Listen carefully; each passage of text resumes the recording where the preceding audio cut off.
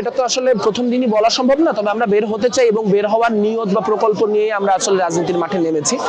আর দ্বিতীয়ত হচ্ছে যে নতুন বন্দোবস্তের কথা মানুষ মুখে বলে, কারণ নতুন বন্দোবস্তের কথা পপুলার, কিন্তু নতুন বন্দোবস্ত বাস্তবায়ন না করে মানুষ পুরান বন্দোবস্তে ফিরে যায়, কারণ এটা কনভেনিয়েন্ট।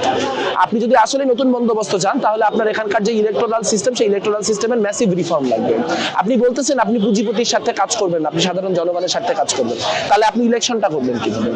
ইলেকশন করতে যে কোটি কোটি টাকা লাগে, সেই কোটি কোটি টাকা তো আসলে আপনাকে শেষ পর্যন্ত পুঁজিপতিরাই দেয়। সেই টাকাটা তো আসলে আপনি যদি বিকল্প ব্যবস্থা তৈরি না করতে পারেন হয় না। আপনারা এবারে দেখেছেন স্বতন্ত্র ক্যান্ডিডেটদের বিভিন্ন জায়গায় ইলেকশন করতে কি পরিমাণ কাঠখড় পোড়াতে হচ্ছে।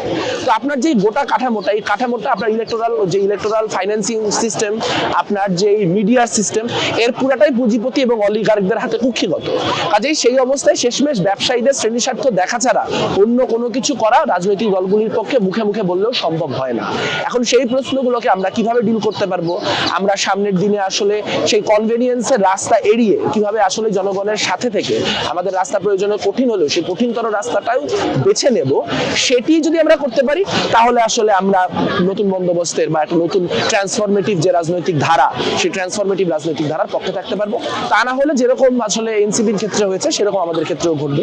এটি কোনোভাবে শিওর শট করে বলার কোনো উপায় নেই, তবে এখানে যেসব মানুষজনকে আপনি দেখতে পাবেন তারা সবাই যথেষ্ট প্রজ্ঞাবান দেখেই তারা এরকম বিভিন্ন রকম আপনার ছদ্ম নতুন রাজনীতি না থেকে বরং সাহস করে বিভিন্ন রকম ব্যাকগ্রাউন্ড থেকে আসা মানুষ একটা ইমানসিপেটরি মুক্তিমুখী রাজনীতির যায় প্ল্যাটফর্মে একটা পতাকার নিচে এক জায়গায় হয়েছে। বাংলাদেশের মানুষের মধ্যে প্রচন্ড পরিমাণে এক ধরনের অর্থনৈতিক উৎকণ্ঠা আছে, তাদের অর্থনৈতিক অনিরাপত্তা রয়েছে এবং তারা দুর্নীতির দ্বারা, লুটপাটের দ্বারা প্রচন্ড পরিমাণে ক্ষতিগ্রস্ত।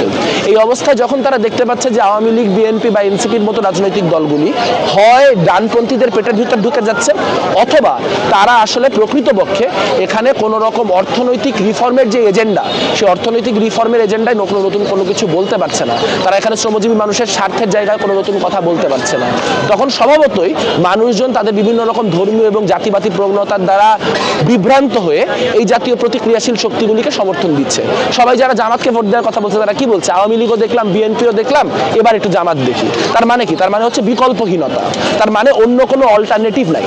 যে মানুষগুলো আওয়ামী লীগ, বিএনপি দেখে ক্লান্ত হয়ে জামাত দেখছে, আর যদি মাঠে একটা প্রোগ্রেসিভ অল্টারনেটিভ থাকতো, যারা দুর্নীতিহীন, মানে জামাতের মতো ফেক দুর্নীতিহীন না, যারা প্রকৃতপক্ষে দুর্নীতিহীন, যারা প্রকৃতপক্ষে সারা দেশের সকল ধর্মের মানুষের হয়ে কাজ করতে আগ্রহী, বা যারা বাংলাদেশের নিপীড়িত শ্রেণী পেশার যে মানুষ তাদেরকে ঐক্যবদ্ধ করতে আগ্রহী, তখন মানুষজন, অনেক মানুষই সেই অপশন বেছে নিত।